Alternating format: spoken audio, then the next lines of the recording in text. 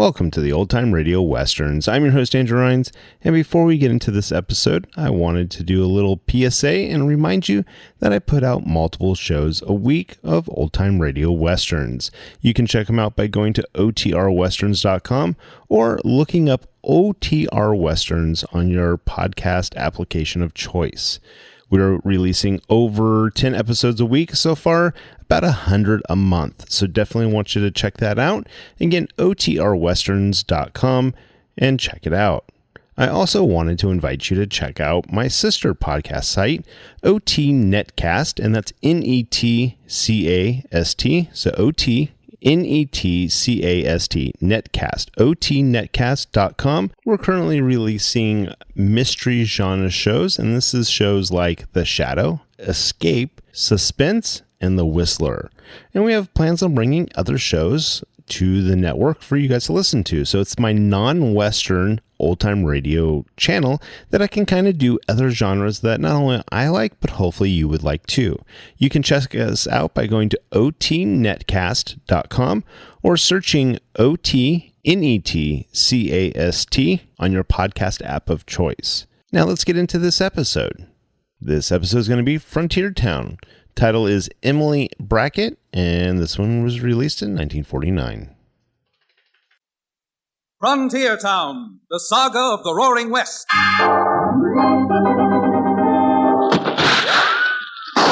Frontier Town. El Paso, Cheyenne, Calgary, Tombstone. Frontier Town.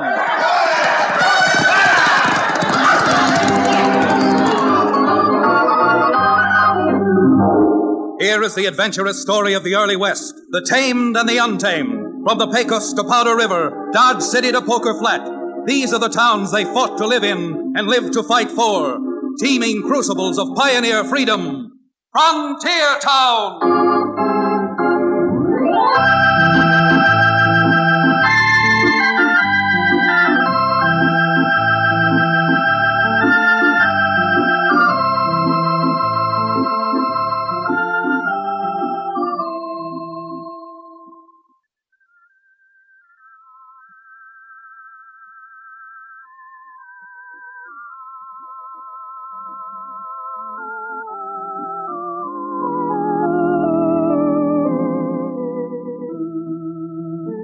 Howdy.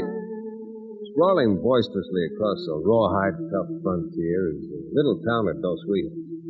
Not much of a town, to be sure. A few stores, a church, start of what someday will be a school, 9 saloons, and one so-called lawyer. The lawyer's name is Chad Remington. Well, that's me. Of course, there's not enough law business in the whole county to keep me busy, but I do own a ranch left to me by my dad when he died.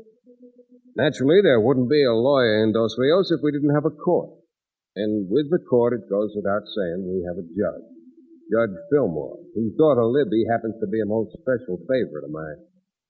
Well, with the lack of law business one day not so long ago, the judge and I decided to see what we could do about getting ourselves some wild turkey.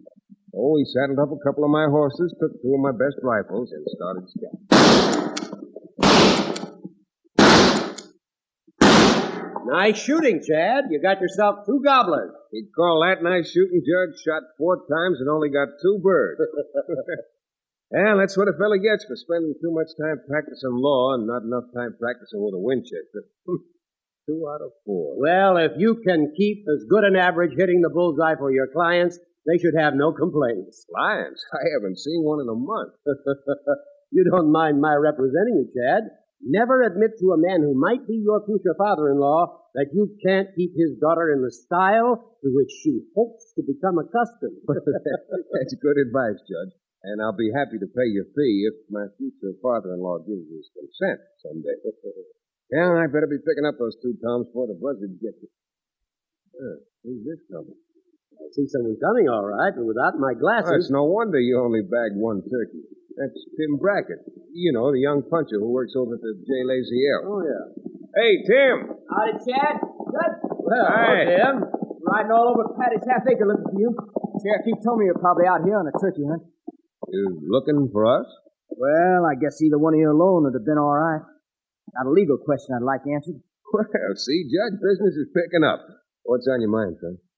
Well, it's just something I made a bet with a fella. No one can legally force you to pay a bet, Jim. Oh, that isn't what I mean, Judge. Let's suppose some fella, borrowed $10,000 on his ranch.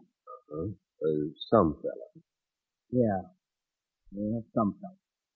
Well, suppose this fella paid all of it but $2,000 and then couldn't pay the $2,000 right off. Could the man with the mortgage take the ranch away from him? It might sound inequitable, but legally, until every last cent is paid, interest and all, the lender can foreclose and take possession of the property. That's a fine thing.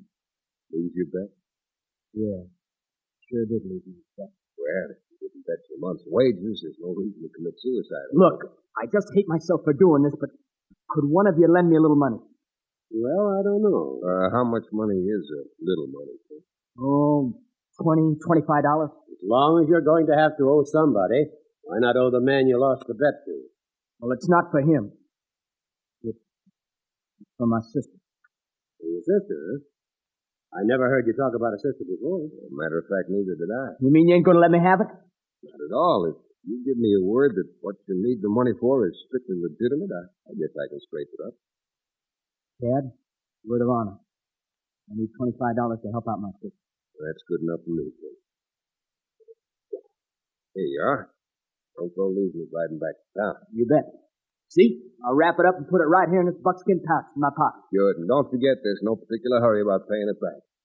Yeah, I'm sure not much at speech making, but thanks, Chad. Thanks from the bottom of my heart. Get up there, boy. Let's go. Hey, boy! Dad, do you think you should have given that boy the money without finding out exactly what he needed it for? Well, he said he needed it for his sister. That certainly was good enough. Wait a minute. He dropped something when he pulled out that pouch. See it there?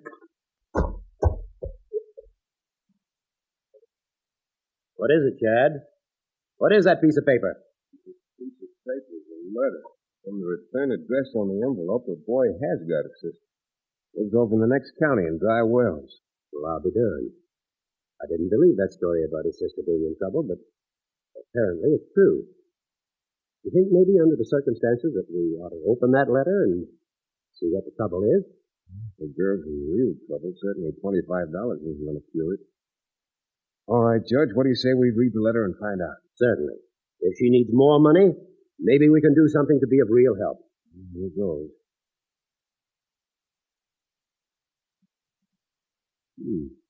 I'm not as good that 25 can do his sister.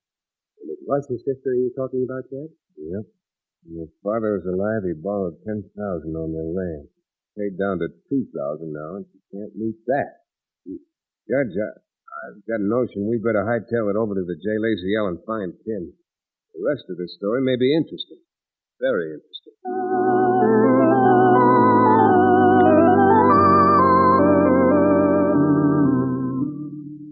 Nobody at the J. Lazy L knew where Tim was. He'd taken a day off.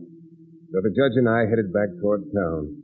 When we got to Dos Rios, the judge went home. I went up to the offices I keep, located over at Cherokee O'Brannon's livery stable.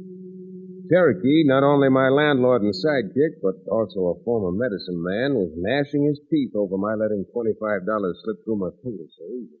Of all the impoverished, impecunious imbecility, you take the cake, Dad. Well, I've got a sweet tooth. I like cake.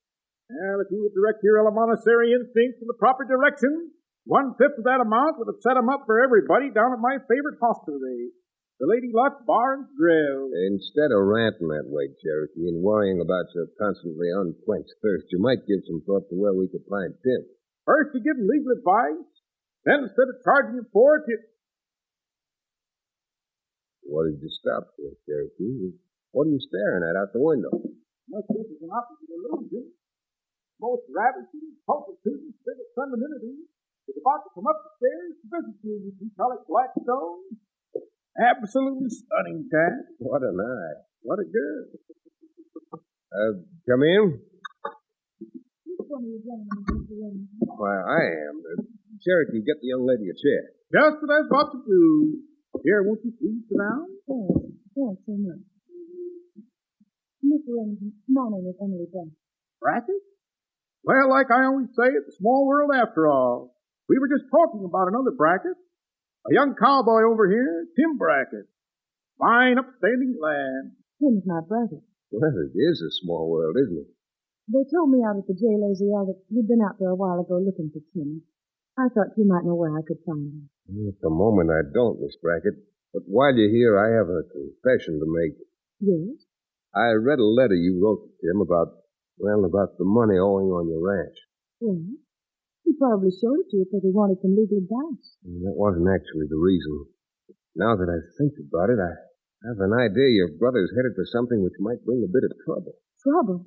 Cherokee, you're a man of the world. Indeed I am, my boy. Pride myself on it. If you needed $2,000 and didn't know how to raise it, and providing, of course, someone would lend you $25, what would you do with the money you borrowed? Well, since it wouldn't take $25 to drown my sorrow, I might be inclined to risk it in a game of stud poker to see if I could run a double eagle up into some of the long green folding type money. You mean that my brother borrowed $25 to gamble? I don't mean anything yet, Miss Emily. But if you'll sit right here, there are only 9 places in town where he could gamble. And Cherokee and I are going out and see if we can find that young man.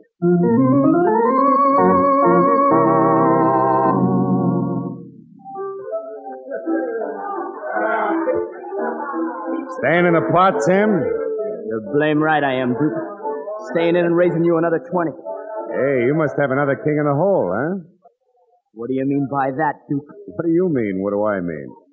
Anybody with the cards showing that you have and betting the way you are must have a king buried. I always kind of suspected you could read the backs of the cards, Duke. Are you insinuating that I'm running a crooked game? I ain't insinuating, I'm saying so. How else could you know I got a king in a hole? Tim, I've been operating in Dos Rios for 6 years now. No one's ever talked to me that way before. I'm asking you to pick up your money and get out. Who are you trying to bluff? I'm not bluffing, Tim. I'm telling you to clear out of the game. Yeah? Well, if I leave the game, I'm taking a pot with me. In a square game, I'd have won it. Duke, take your hands off that money. Tim, don't act loco. You go reaching for your gun and...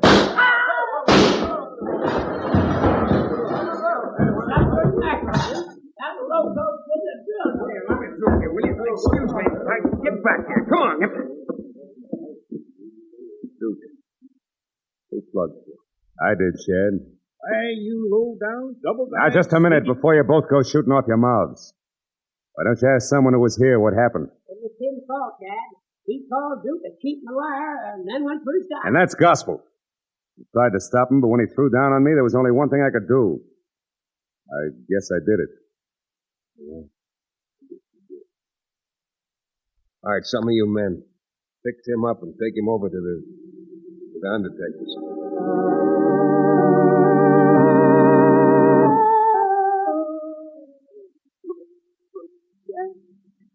Chad, if only you'd gotten there just a little earlier. Believe me, Miss Brackett, you've got to try to get hold of yourself. Unfortunately, all the grief in the world isn't going to bring your brother back. You just say the word, miss. I'll fill that thieving gambler so full of lead that he'll bust right through the floor and bury himself right there. You can save yourself all that trouble, Cherokee. After I've had a chance to talk to a few men who were in there and I find out what actually happened, I may take care of Duke. I'll give him a chance to take care of me. Oh, no. You've done all you should already. Don't go back anymore. I've got to, Miss Emily. That's got to be finished before we worry about your ranch. If there's anything I can do, you're not going to lose your place to a money-grubbing loan shark for 20 cents on the dollar.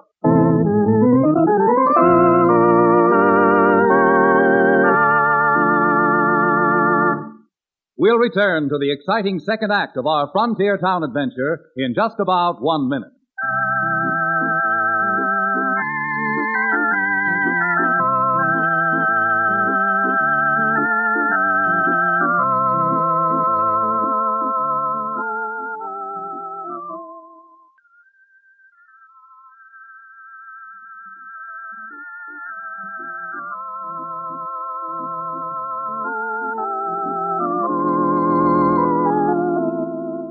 And now, Frontier Town. From all I've noticed, death, sudden and brutal death, is as shocking in a frontier town as any place else in the country. But somehow on the frontier, folks seem better able to pull themselves together and go on with the things that have to be done. And so it was that Emily Brackett, over her first shock at her brother Tim's killing, had regained some of her composure and was able to answer a few questions. Well, that's about all there is to it, Chad. Everybody around our part of the country had always borrowed from old Sam Tennyson and never had any trouble. It wasn't until Mr. Tennyson died that the man who took over all of his loans began to foreclose and wholesale lots. When you say took over all his loans, what do you mean by that? I mean, well, I don't know exactly, but this Mr. Sturgis bought the mortgages from Sam Tennyson's estate, I guess. Sounds crooked to me. State? Did Tennyson have any heirs? Sons or daughters? He had a son, but he died a few weeks later in an accident. The bridge he was riding over collapsed. Convenient, wasn't it? For Sturgis, I mean. What? How many ranches has this Sturgis foreclosed on already? Goodness, I don't know, but I guess there isn't a part of the valley he doesn't own some acreage in. Well, I think we've imposed on you enough, Miss Emily. Right now, we still have a little unfinished business to take care of. Business with Duke Rafferty.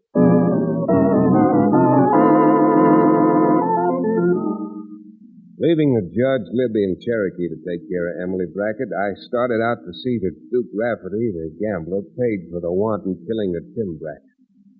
So, like any lawyer, I began asking questions to get the proof that would support my case. When I'd asked about half a dozen people who'd been in the so-called cafe, I wasted little time going over and paying a call on Mr. Rafferty in person.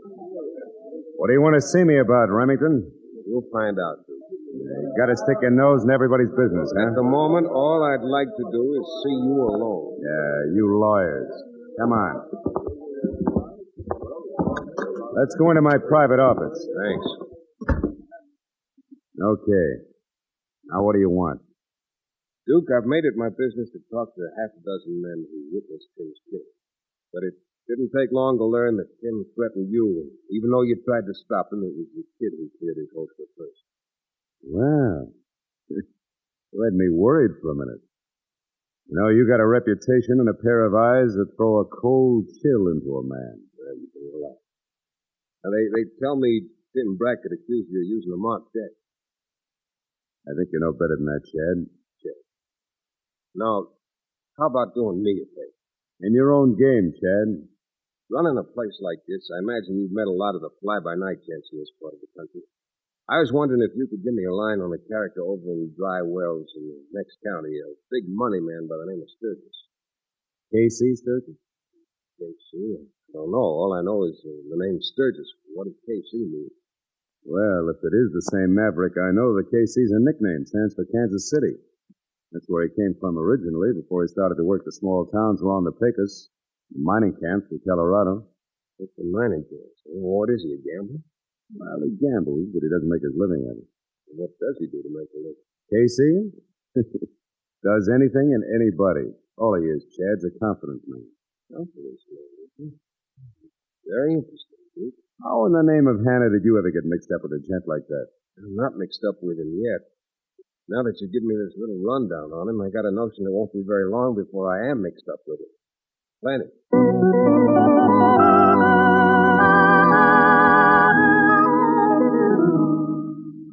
Great gilded glory, Tad. What conceivable difference can it make if Sturgis is a competent man? It may make the difference between being able to save Miss Emily's ranch or having Sturgis take it over for the $2,000 still owing on it. Dad, as far as I'm concerned, you haven't answered Cherokee's question. I guess you're right, Judge. But if Cherokee is willing to ride over to Dry Wells with us and indulge in a little acting, I've got what might be a bright idea. Now I'm more confused. Confidence man?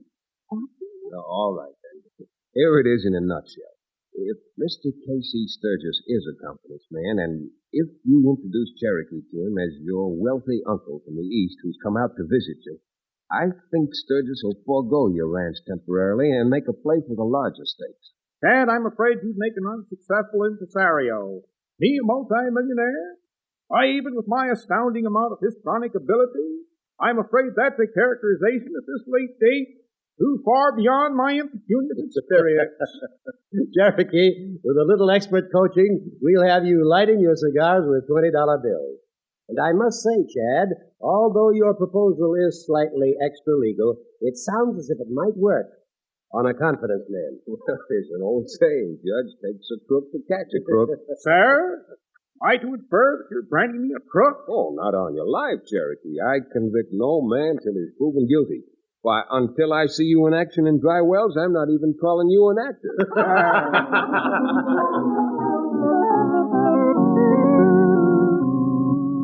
Well, we got to Dry Wells the next day and moved bag and baggage into the spare room in Emily Brackett's little ranch house.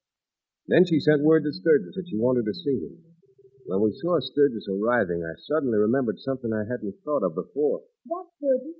You're driving through the gate now, Chad. Oh, good. Then in that case, the judge and I'd better go into the kitchen while Cherokee demonstrates his histrionic Good gosh, so one thing we hadn't thought of. What's that, Chad? Cherokee's name. Emily can't introduce him to Sturgis as her Uncle Cherokee. But what is your right name, Cherokee? Come on. Sturgis is almost on the porch now. Surely your parents gave you a name when you were born. Well, yes, they did. And I still hate my revered pater for it. My name, my cognomen, my handle is Alouette.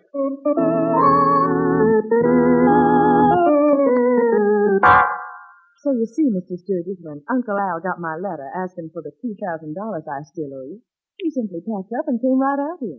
It was 2,000, but it's more than that now with the interest and default charge. My good fellow, what difference can that make? What difference can a few thousand make one way or another? No nephew, whatever a female nephew is called. Niece, I'm your niece. Thank you, Emily. No relative of mine is going to lose a ranch for a few paltry dollars. When I've got so much, I've got to keep it in 3 banks. In 3 banks? 3 banks and a private vault. Well, having been in the furniture business all my life, nose to the grindstone and all that, it's always been my dream to come out west.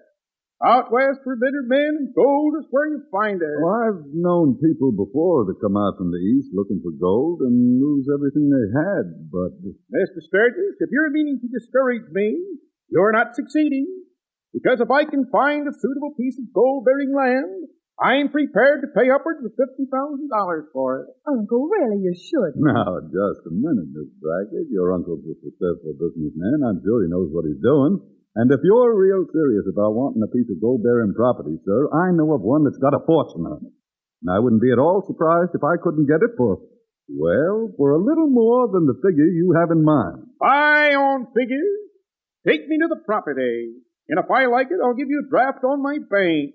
At least on one of them. Well, look, I'd better check up on this land first and see if it's still available. And if it is, I'll show you the most valuable piece of gold-bearing property since the Mother Lode was discovered.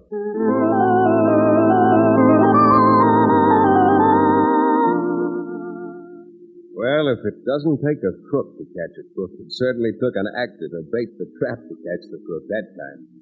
Sturgis practically ran for his horse and headed for town with the judge and myself trailing him cautiously. And there, after a while, we saw him come out of a mining claim office and head out toward the desert. About 7 miles out of town, with nothing around but rocks, cactus, and Joshua trees, the judge and I saw Sturgis dismount, kneel down, and burrow under some of the rocks. We didn't wait for him to mount up again, but we circled the location and came back after us.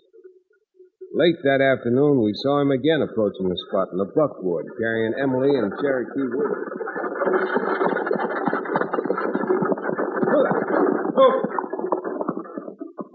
Well, Al, my boy, here's the property. Here's where we get off. Well, this is certainly picturesque, Sturgis. There's nothing here but desert. That's the beauty of it. That's why you can pick it up for 80 or 90,000. Why nobody even thinks there's gold out here. And just to show you the fortune that's here, suppose you just stoop down and look under any of these rocks.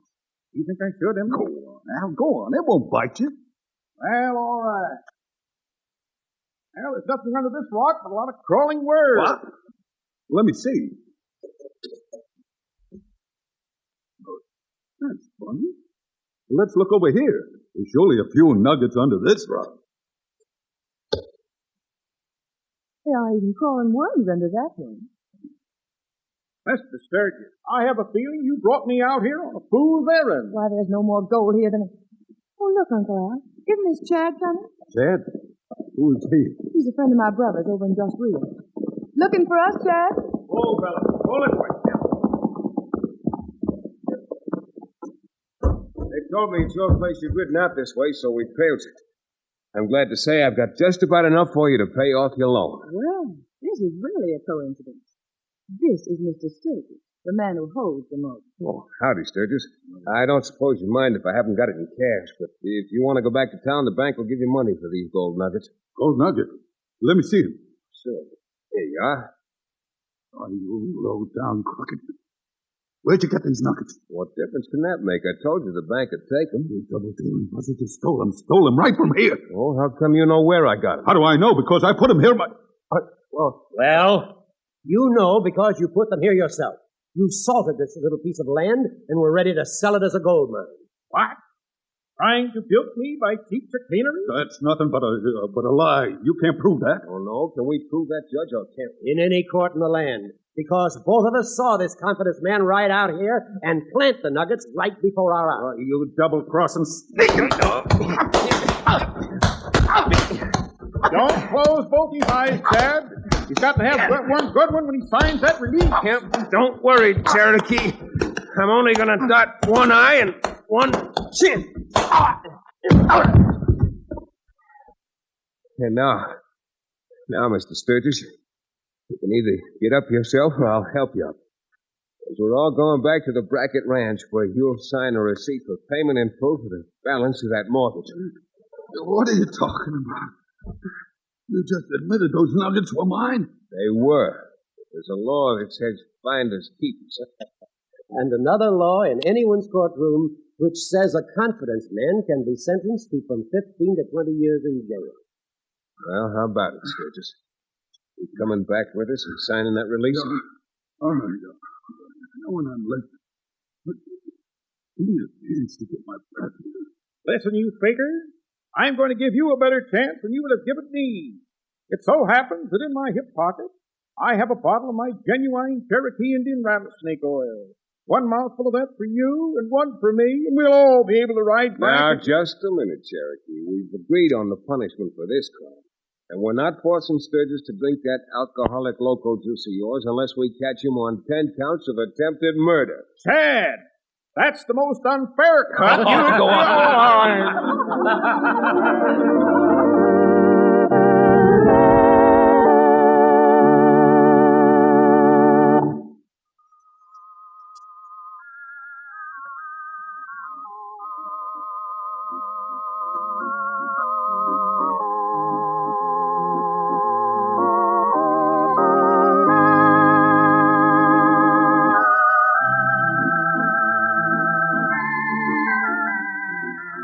Frontier Town, starring Tex Chandler, is a Bruce Ells production. Supervision by Joel Murcott. Story and direction by Paul Franklin. Music written and played by Ivan Ditmars.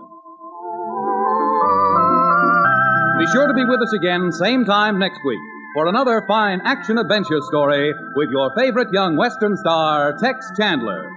And now, this is Bill Foreman telling you that Frontier Town came to you from Hollywood.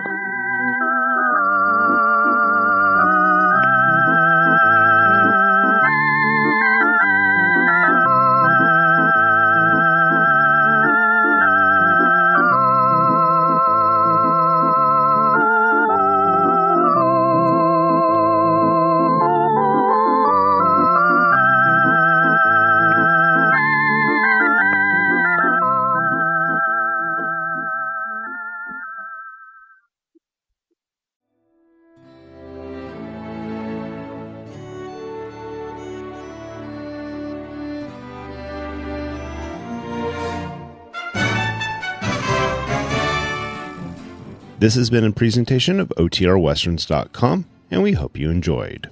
Please take some time to like and rate our shows in your favorite podcast application. Follow us on Facebook by going to OTRWesterns.com/Facebook. Subscribe to our YouTube channel by going to OTRWesterns.com/YouTube. And send us an email, podcast@OTRWesterns.com. You can call and leave us a voicemail, 707-986-8739. This episode is copyright under the Attribution Non-Commercial Share-alike copyright. For more information, go to OTRWesterns.com/copyright. Have a great day, and thanks for listening.